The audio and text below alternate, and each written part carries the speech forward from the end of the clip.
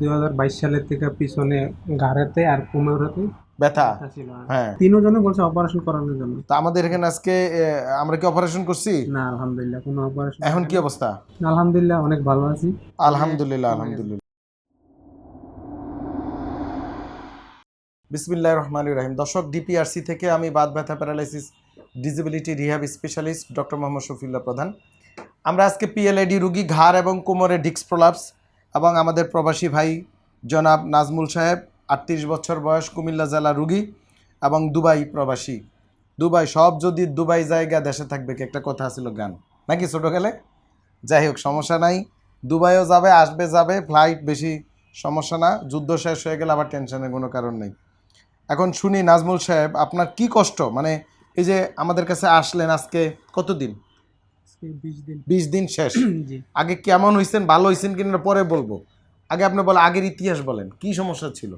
এটা আমার 2022 সালের থেকে পিছনে ঘাড়েতে আর কোমরেতে ব্যথা ব্যথা ছিল। হ্যাঁ, পরে দিয়া 22 সাল থেকে। 22 সাল থেকে হুম। পরে বাংলাদেশে আইছি, হুম ডাক্তারের চিকিৎসা করছি, পরে করলাম, হুম হুম পরে এদিকে পান্থপথ হসপিটালের এদিকে করলাম, পরে ফেসবুকের থেকে আপনার অ্যাড্রেসটা পাইছি, হুম পাওয়ার পরে পরে এখানে আইছি।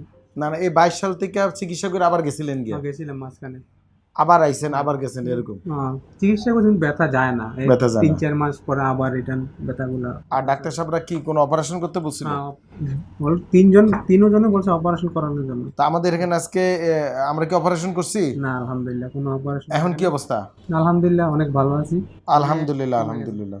এখন আর ব্যথা ট্যাথা নাই? না, এখন হাইটা হাইটা দেখছেন? আসছি। হ্যাঁ, আপনি তো শুরুতে কয়দিন খুব ডিপ্রেশনে আছিলেন আমাকে না আসার পর। টেনশনে ছিলাম প্রায় 10 দিনের মধ্যে, প্রথম ব্যথা যাইতেছিল। জি, ব্যথা যায় না, ব্যথা যায় না, কেন যায় না, তাড়াতাড়ি যায়। আমি কি কইছি? আপনি কইছে 20 দিন থাকো, 25 দিনের পরে ফ্রি চিকিৎসা করব। আলহামদুলিল্লাহ, আর লাগছে 25 দিন ফ্রি। দর্শক, ধৈর্য ধরতেইব।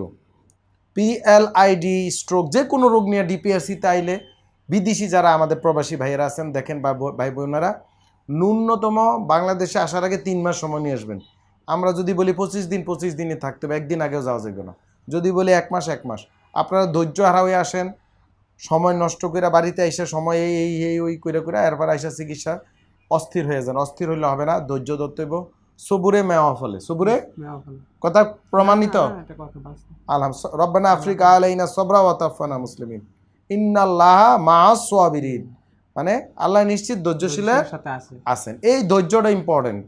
ডিপিআরসিতে যারা ধৈর্য ধরে সময় নিয়ে চিকিৎসা করছে তাদের আর সমস্যা নাই, বা সমস্যা হইলেও সেটাও সমাধান সম্ভব ইনশাআল্লাহ। ইনশাআল্লাহ। তো যাক, প্রমাণিত আমাদের এই নাজমুল সাহেব দুবাই প্রবাসী, এবং প্রবাসীদের এই রোগগুলো বেশি, আর মূল কারণটা হচ্ছে ওনারা ওখানে অনেক কাজ করে জানে না যে কাজের আর্গোনমিক্স বা আইন কানুন কেমনে করতে হবে, কাজটা জোর করে না বুঝা করে অনেক কিছু, যেহেতু বিদেশে মাটিতে গেছে।